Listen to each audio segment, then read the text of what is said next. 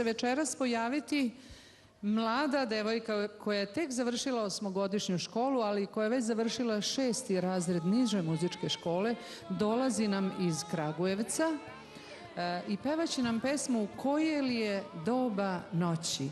Danica Krstić.